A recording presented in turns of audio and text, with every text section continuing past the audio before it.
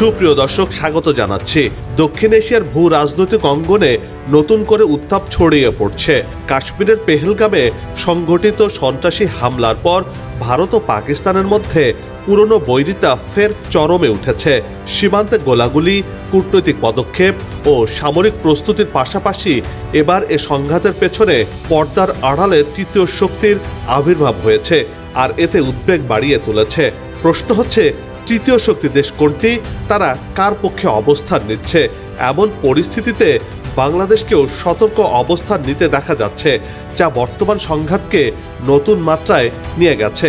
বাংলাদেশ কি ধরনের পদক্ষেপ গ্রহণ করছে, এ বিষয়ে ভারত পাকিস্তান কি বলছে, এইসব প্রশ্নের উত্তর সহ পাক ভারতের ভূ রাজনৈতিক উত্তেজনার আদ্যপান্ত নিয়ে সাজিয়েছি এবারের পর্ব।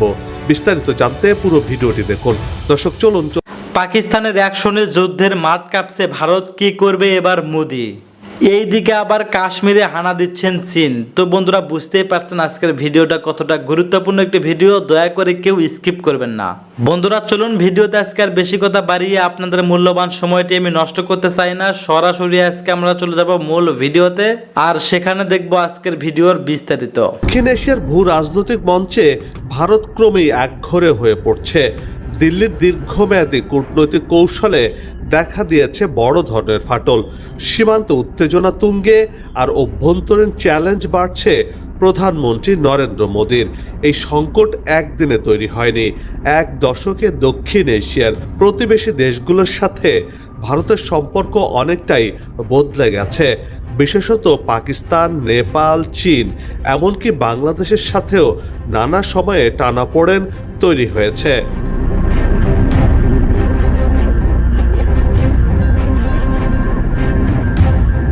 জম্মু ও কাশ্মীরের পেহেলগামে হামলার জেরে ভারত ও পাকিস্তানের সম্পর্ক তলানিতে গিয়ে ঠেকেছে। নয়াদিল্লি কূটনৈতিক স্ট্রাইক ঘোষণা করেছে ইসলামাবাদের বিরুদ্ধে, যার জেরে দুদেশের মধ্যে উত্তেজনার পারদ বেড়েই চলেছে। এখন জম্মু কাশ্মীরের লাইন অব অ্যাকচুয়াল কন্ট্রোলে উত্তেজনা চরমে উঠেছে।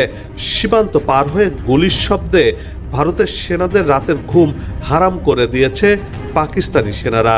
দিল্লির অভিযোগ, পাকিস্তান গোপনে সীমান্ত যুদ্ধ শুরু করে দিয়েছে, যদিও ইসলামাবাদ তা সরাসরি অস্বীকার করে বলছে এটি বিভ্রান্তিকর প্রচারণা মাত্র।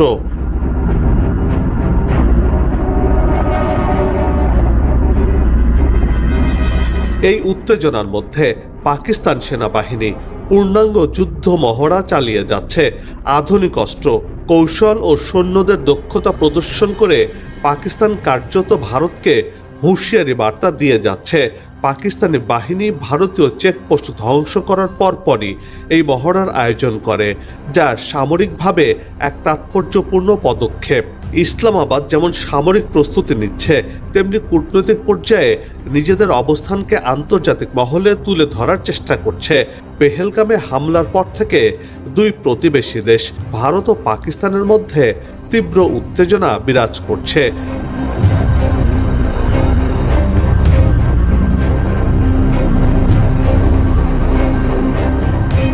চীন পাকিস্তান সম্পর্ক কেবলমাত্র সীমান্তবর্তী দুই রাষ্ট্রের মিত্রতা নয়, বরং গভীর কৌশলগত সহযোগিতার নিদর্শন। পেহেলগাম হামলার প্রেক্ষাপটে চীনের অবস্থান অত্যন্ত স্পষ্ট। চীন বলছে যে কোনো পরিস্থিতিতে পাকিস্তানের পাশে থাকবে তারা। লাহোরে চীনা কনসাল জেনারেল ঝাও শিরেনের বক্তব্য, চীন পাকিস্তানের সঙ্গে ছিল, আছে এবং থাকবে। চীন পাকিস্তান বন্ধুত্ব চিরকাল অটুট থাকবে। পাকিস্তান শুধু প্রতিবেশী বা মিত্র নয়, চীনের কাছে এক পরীক্ষিত বন্ধু বলে মন্তব্য করেছে চীন।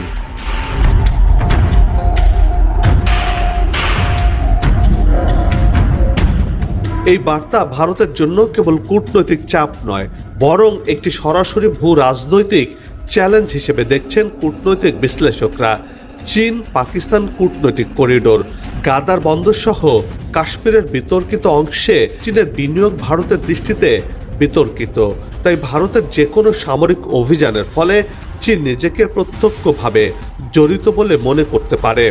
এমন পরিস্থিতিতে ভারত একসাথে দুই শক্তির বিরুদ্ধে যুদ্ধের ঝুঁকি নেবে কিনা তা এখন বড় প্রশ্ন হয়ে দেখা দিয়েছে।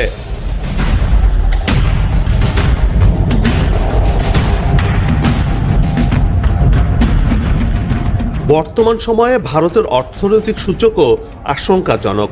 বেকারত্ব ৪৫ বছরের মধ্যে সর্বোচ্চ। মুদ্রাস্ফীতির লাগাম নেই।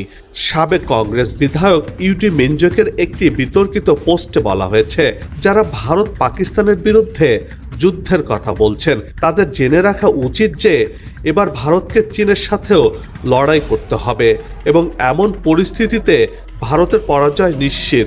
পাকিস্তানের বেশ কয়েকটি অংশে বিনিয়োগ করেছে চীন। এখন যদি ভারত সরাসরি ওই জায়গাগুলোতে আক্রমণ করে তাহলে চীন স্বয়ংক্রিয়ভাবে এই যুদ্ধে পাকিস্তানের পাশে দাঁড়াবে।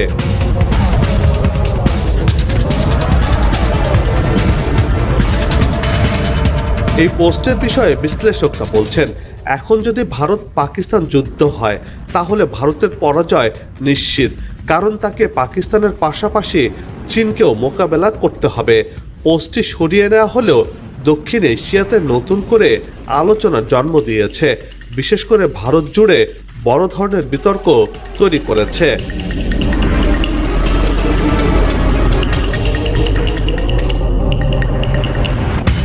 এই অভ্যন্তরীণ চাপে মোদী সরকারের জন্য একাধিক ফ্রন্টে লড়াই করাটা অত্যন্ত কঠিন হয়ে পড়েছে। এমনকি ভারতের কৌশলগতভাবে গুরুত্বপূর্ণ মুর্শিদাবাদ সহ কিছু সীমান্ত এলাকায় বাংলাদেশে অনুপ্রবেশ ও সহিংসতার অভিযোগ তুলে কেন্দ্রীয় বাহিনী নজরদারি বাড়িয়েছে, যা বাংলাদেশ ভারত সম্পর্কেও নেতিবাচক প্রভাব ফেলতে পারে।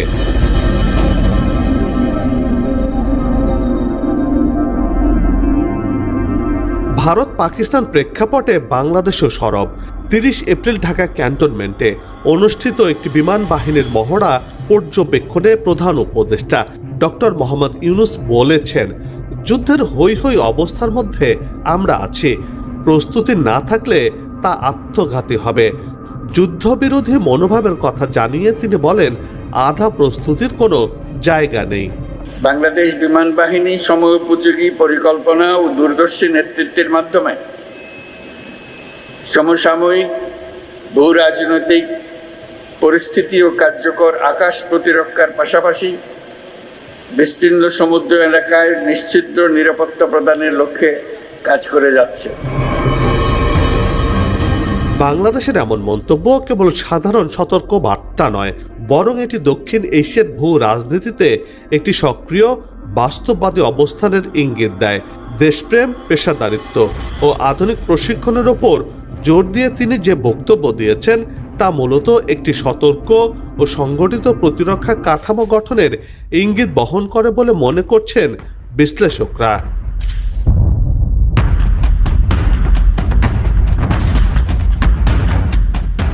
বাংলাদেশেরই মধ্যে আঞ্চলিক উত্তেজনার প্রভাব নিয়ে উদ্বিগ্ন, কারণ ভারত ও পাকিস্তানের মধ্যে যুদ্ধ শুরু হলে তা সরাসরি বাংলাদেশের নিরাপত্তা, অর্থনীতি ও অভ্যন্তরীণ স্থিতিশীলতার উপর প্রভাব ফেলতে পারে।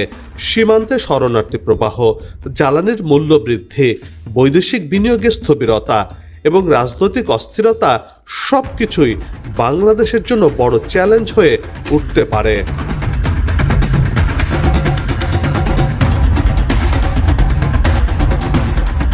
যদিও এখন পর্যন্ত ভারত ও পাকিস্তানের মধ্যে পূর্ণাঙ্গ যুদ্ধের সম্ভাবনা কম বলে মনে করছেন বিশ্লেষকরা, তবুও সীমিত সংঘর্ষের সম্ভাবনাকে উড়িয়ে দেওয়া যাচ্ছে না বলেও মনে করছেন তারা।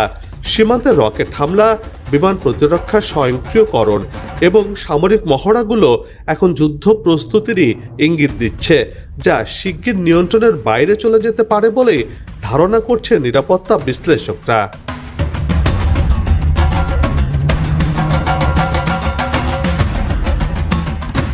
দুই পরমাণু শক্তিধর রাষ্ট্রের সংঘর্ষ মানে তা কেবল দুই দেশের মধ্যে নয়, বরং পুরো অঞ্চলের জন্য বিপজ্জনক। এতে শুধু মানবিক বিপর্যয় নয়, বিশ্বজুড়ে অর্থনৈতিক ও রাজনৈতিক অস্থিরতা ছড়িয়ে পড়বে।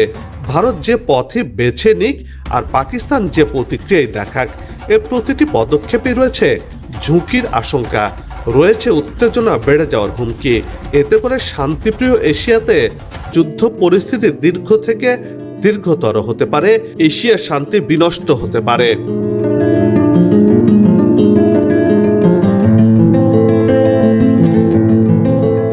বন্ধ হোক যুদ্ধ, বিগ্রহ, হানাহানি, শান্তিময় হোক বিশ্ব, এমন প্রত্যাশা রেখে এই পর্ব থেকে বিদায় নিচ্ছে। তবে যাবার আগে সে একই অনুরোধ, যেখানে সেখানে ময়লা আবর্জনা ফেলবেন না, পরিবেশের ক্ষতি করবেন না, অযথা হর্ন বাজাবেন না, আপনার দেশের সৌন্দর্য রক্ষায় পোস্টার লাগানো থেকে বিরত থাকুন।